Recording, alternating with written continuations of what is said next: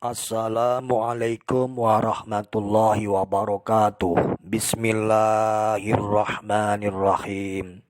Lailatul Qadar masih adakah sekarang dan bagaimana cara meraihnya?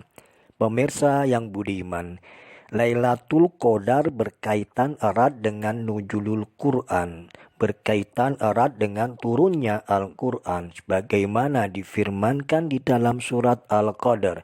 Sungguh, aku Allah telah menurunkan Al-Quran di dalam Lailatul Qadar. Masyhur di kalangan ulama bahwa proses nuzulul Quran, turunnya Al-Quran melalui dua tahap.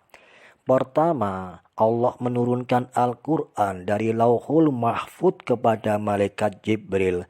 Tahap kedua, Allah menurunkan Al-Quran kepada Nabi Muhammad melalui malaikat Jibril sebagai perantara. Kedua peristiwa turun Al-Quran, kedua peristiwa nuzulul Quran tersebut adalah Lailatul Qadar yang terjadi di masa lalu. Pada suatu malam yang benar-benar luar biasa mulianya, yang tidak tertandingi oleh kemuliaan ribuan malam lain. Lailatul Qadar di zaman sesudah Nabi sampai zaman sekarang seperti yang kita yakini adanya dan seperti yang kita harapkan, diperlukan nuzulul Quran tahap ketiga, yaitu turunnya Al-Quran dari mushaf ke dalam hati sanubari kita. Hidayah Al-Quran meresap, menyatu, merasuk, lalu mencahayai kesadaran, mencahayai akal pikiran, dan mencahayai seluruh laku perbuatan kita. Jangankan satu surat panjang Al-Quran, satu surat pendek pun, bahkan satu ayat, jika itu turun merasuk, melekat dan mencahayai hati sanubari, insya Allah terjadi Lailatul Qadar pada diri kita. Setelah itu kita akan menjadi manusia baru, yaitu manusia mulia. Pemirsa yang budiman, kejadian Lailatul Qadar seperti itu bukan hal mudah, bukan hal sederhana. Dibutuhkan syarat spiritual tingkat tinggi. Rasulullah mencapai Lailatul Qadar setelah bertahun-tahun membersihkan hati dari pengaruh kotoran nafsu duniawi dan mendekatkan diri kepada Allah sedekat-dekatnya sepanjang saat.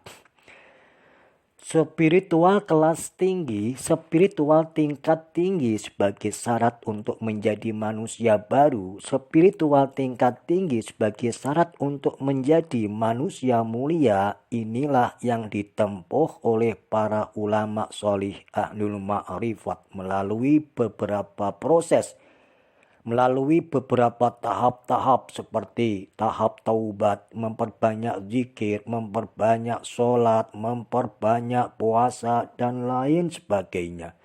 Untuk membersihkan hati dari pengaruh nafsu duniawi dan untuk mendekatkan diri sedekat-dekatnya kepada Tuhan, kepada Allah Subhanahu wa Ta'ala. Menjalani kehidupan spiritual untuk menjadi manusia mulia perlu berguru pada guru-guru mulia.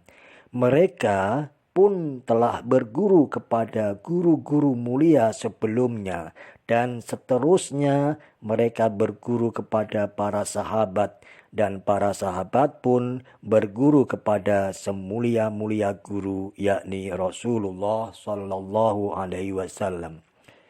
Jika tahap-tahap, jika proses-proses menuju spiritual tingkat tinggi telah kita laksanakan semaksimal mungkin, semampu kita, dan diri kita belum berubah menjadi manusia baru, dan diri kita belum berubah menjadi manusia mulia, walaupun kita gagal mendapatkan Lailatul Qadar, tetapi insya Allah kita berhasil memperoleh barokahnya.